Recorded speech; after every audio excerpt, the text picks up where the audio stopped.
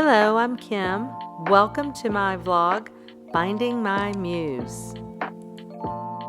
On this episode of On the Menu Tonight, my sister-in-law is going to make Mapo Tofu.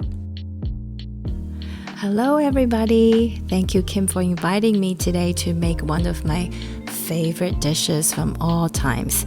So this dish I grew up with, and then it is very versatile. I learned this version from my auntie, and it's a traditional Taiwanese version. So over here we have the fermented bean paste. It has to be the soybean paste and black bean paste, which are generally available from the Asian grocery stores. You can also go and select your favorite type of chili oil and chili paste when you're shopping for these bean pastes from the Asian grocery stores.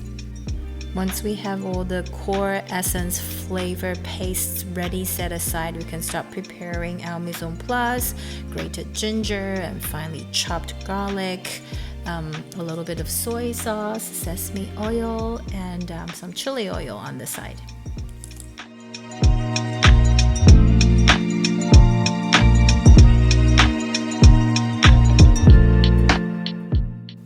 Have a teaspoonful of all the paste, the dry soybean paste, dried black bean paste, and also dried black bean, a teaspoonful of chili, a teaspoonful of garlic. It doesn't have to be very accurate or precise. You can just eyeball it.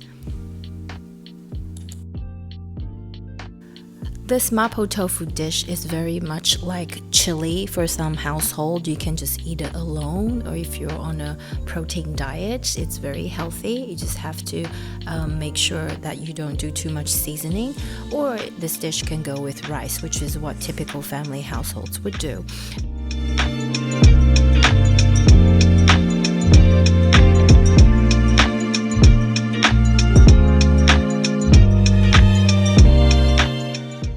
Here we have prepared 2 cups of rice. We have a rice cooker, and the ratio of rice and water is 1:1, and it's really perfect. It's kind of like spaghetti sauce with spaghetti. It's rice with Mapo Tofu. Alright, so first thing first, the very first thing that we do when we're making Mapo Tofu and rice is to marinate the ground pork. Marinating the ground pork is very simple. We pour in the fermented bean paste, that being the soybean paste and the black bean paste, the sesame oil, a little bit, 1 cupful or 1 teaspoonful of cooking rice wine, the soy sauce, and if it's not moist enough, you can add in a little bit of water to make it moist, and then we'll let it sit. No chili oil at this stage.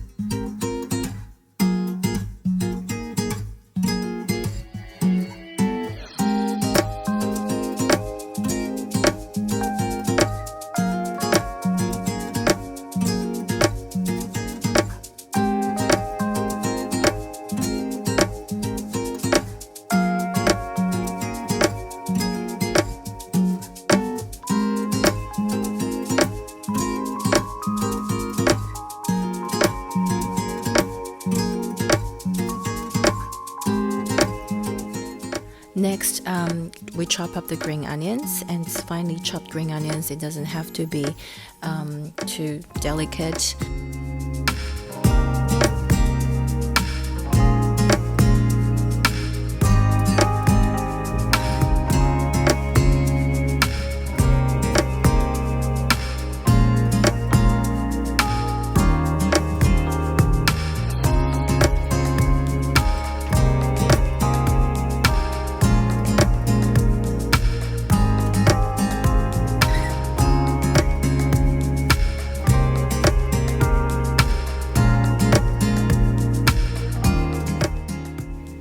So thoroughly mixing in the seasoning of the marinated pork, we will set it aside with the chopped spring onion, and then we now look at the final element of preparation.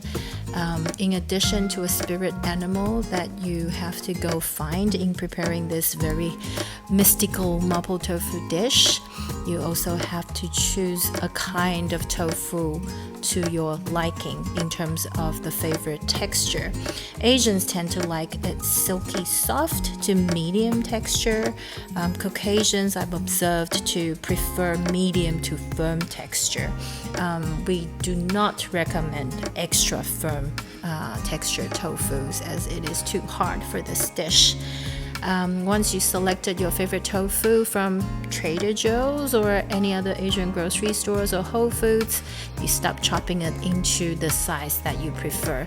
As you can see, my spirit animal is demonstrating the fine size, which is easy for a bribe for her and also perfect for our dish.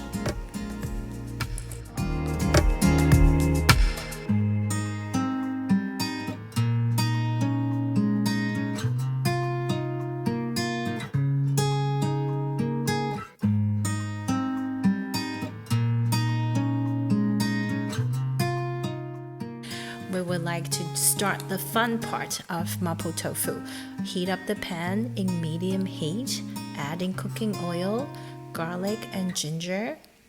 Saute it for a little bit and adding a little bit of spring onion. For this dish, you will want to gradually layer in the spring onions throughout the cooking process. After this, you're adding the ground pork.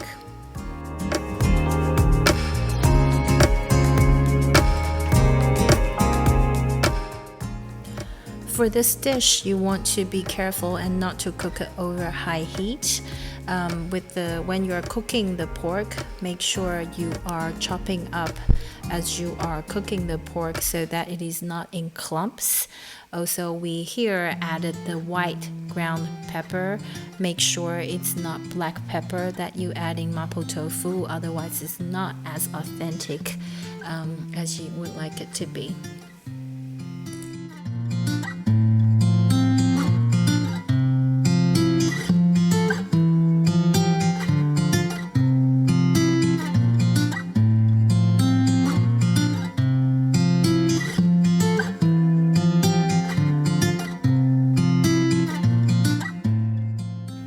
After the pork has been cooking for about 5 minutes, we add in the tofu. If it is too dry, here we typically add in some water. And another option is we can add in some chicken broth. Here I'm adding some homemade chicken broth that's nutritious and very delicious. It enhances the flavor of the tofu while you simmer it in the pot.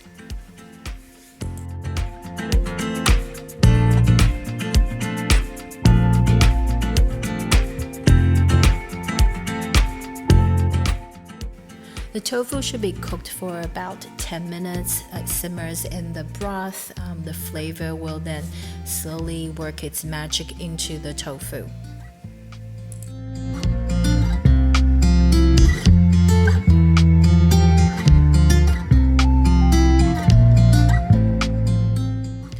After patiently waiting for the magic to happen in the pot, here, if you have little spirit animals to feed in the household, you can scoop some tofu out. It is now the Mapo Tofu without the Mapo.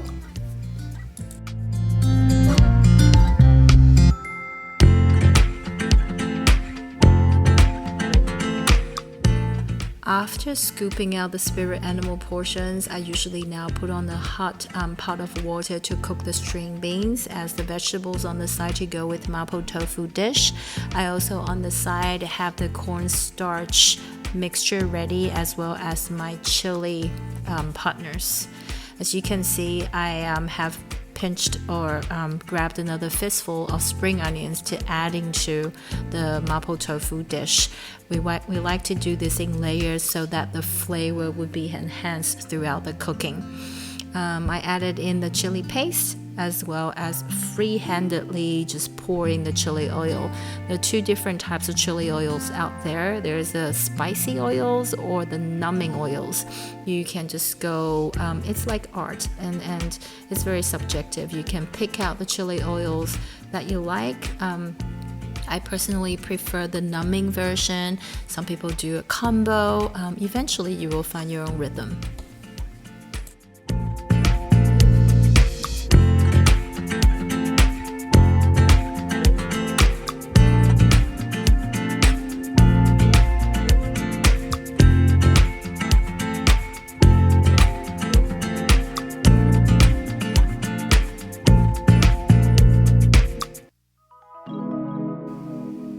So after adding in the chili oil and chili paste, again, we will let it simmer.